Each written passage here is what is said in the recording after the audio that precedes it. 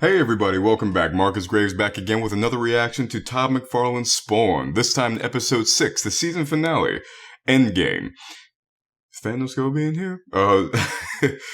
If you enjoyed the upcoming video, please like, comment, share, or subscribe if you're so inclined. And now, let's get on into it.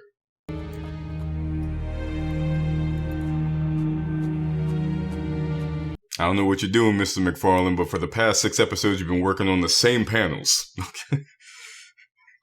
You know the mouth. That's me. It's Ian Fitzgerald. Who took her? Okay, mouth. Speak. Son of a bitch has the girl. Shit face.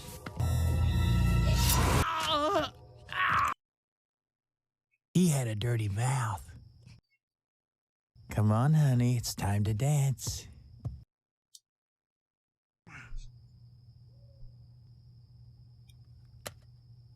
He didn't kill him? Someone has sent your prodigal son on a decidedly untimely rampage. Billy Kincaid?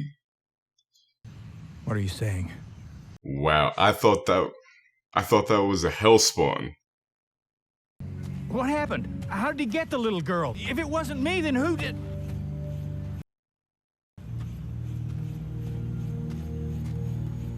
Wow. I'll get your lost weapons and hunt down this soldier killer. And of course it was misdirective in the, second episode? It's like Cagliostro was talking about hellspawns and it showed Billy. Wow. Get the plane ready. I gotta get the fuck out of town. Now win will be on my ass because you lost the kid. I warned you, you fat piece of shit.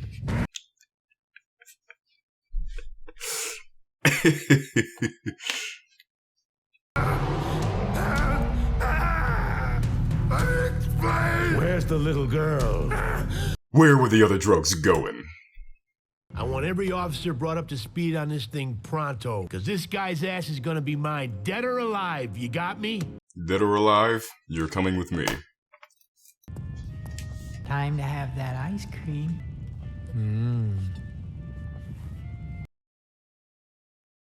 Ice cream.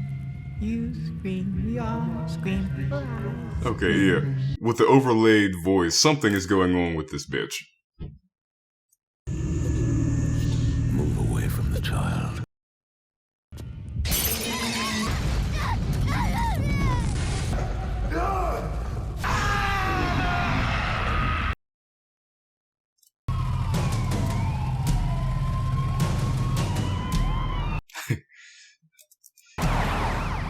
Twitch, who's another jerk On top of the truck. Accomplice? No. It's not even his kid.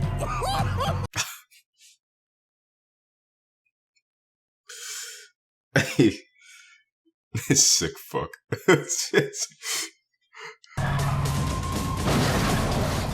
Come here, fat bastard.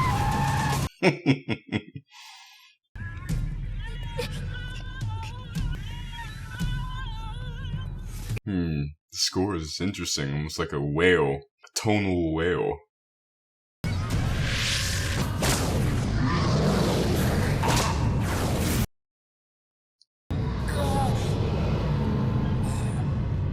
Is he gonna quarter him? Help, Daddy! Can't help you now, son. Kill him. Kill him.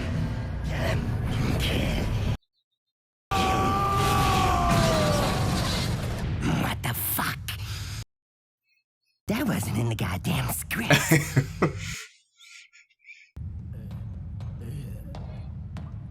But yeah, he's always killed. Even as Al Simmons, he's killed. And the clown is indulgent in violence and chaos and upheaval. Spawn is going against the program.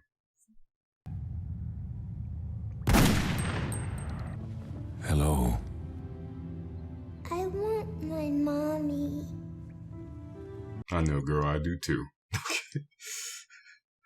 Cyan! Mommy!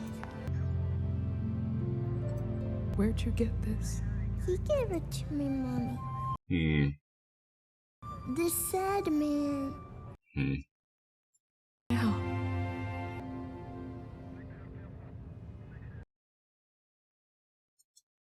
So she knows there's something out there, something going on.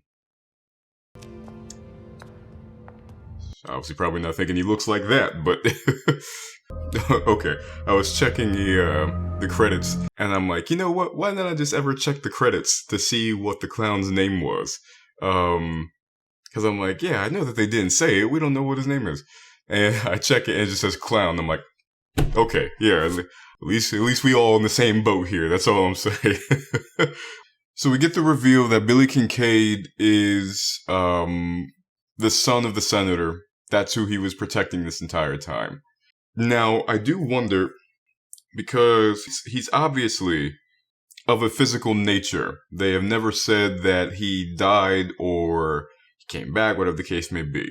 However, with the voice overlay, Cagliostro, with, you know, the talk of hell spawns while you see him, and that could have just been framing. But even with that being the case, and that could have all just been set up. But even with that being the case, it's purposeful that you put that with him, obviously. And then, like I said, with the voice overlay at the end, or near the end, in his home, something is going on. So he's not a demon. The clown kills him later, but he's also not a hellspawn. But it does go to convey the demon's afterlife and the demon's in life. Because you have Billy Kincaid, who in life is taking these kids, dismembering them, just as you had Al Simmons, who the government taught me how to kill. That's all he knows is death, is violence, which is why that was his answer. In life, Al Simmons, in life and in death, that was his answer. When people infringe on his space, death. When people attack, death. When people piss you off, death. Or violence in some regard. And then you have the clown, who, for all intents and purposes, we can say that he is the heart of hell. He is the heart of Malbolgia. He is, because that he represents their goal, their philosophy. So you have Billy Kincaid, who, even though he is not a hellspawn, let's say for the sake of the fact that Billy Kincaid is completely, utterly, 100% human, or 100% living, he is still an agent of the clown. He is still an agent of hell because of the upheaval, because of the violence, because of the malevolence, because of the chaos, all of these things which the clown and by proxy hell and Malbolgia are indulgent in. So while yes, they convey Spawn as a lethal protector, they also convey him to be apathetic. They also convey him to be if not violence and death driven, if not violence and death indulgent, didn't seem indulgent in it, he's driven by it. That is what he knows how to do. And then it started with the kid, last episode, with the deaf kid. Last episode, he showed the apathy. He's going along, he's right along in step with everything. By saving the kid, you have now started to walk out of step. Because you show empathy. Because you rescued. And instead of going towards death, you took something from death. And while it's certainly based on his indulgence that the clown moved these pieces into place, he knows exactly who Cyan is to Spawn. So he's orchestrating, he's moving the pieces. This is as much as it is an indulgence in the chaos of what's going on, it's also a test for Spawn. A test that Spawn both passes and fails, depending upon your point of view. So, now he has, not only has he chosen to save someone from death, he has chosen not to perpetuate death. Now, I wonder what this is going to do for the character going forward. As I said in the first video, in the first reaction video, I know nothing about Spawn except for the fact that he died, made a deal with the devil, came back, and is now using his abilities against Hell. What is his character going to be? But other than that, Spawn always seemed like a Wolverine, like a Punisher, like an anti-hero who had no qualms about killing. So, now that you've introduced this aspect of him going out of step with them, and that he has chosen to not perpetuate violence, how is he going to handle situations going forward now when it comes to Wynn, when it comes to Chapel, when it comes to the humans who are committing these atrocities? With the demons, I'm assuming that he will take them out if he meets them. But for humanity, is it going to be you chain them up along on a post or something, wait for the cops to come type of thing? And also, now that I brought up Wynn and Chapel, it's like they are still a loose thread going forward. Obviously, Wynn has no connections to the literal underworld. He has connections to the underworld, not the underworld.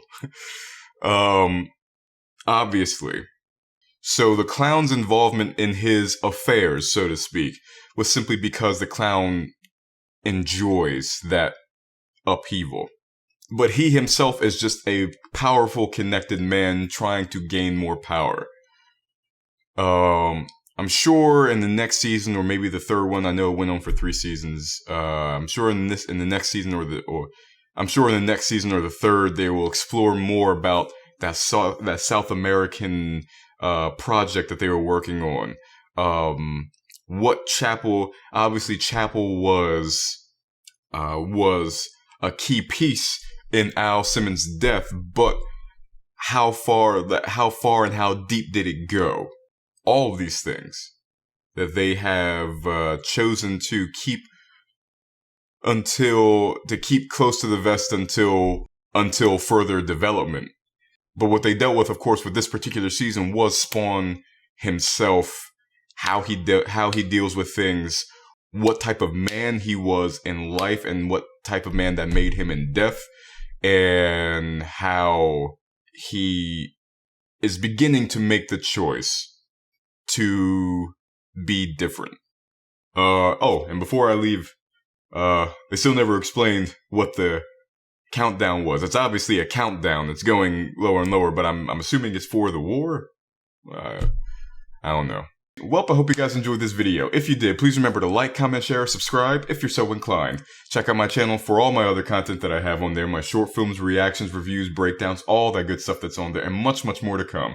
And I'll see you guys next time. Have a good one.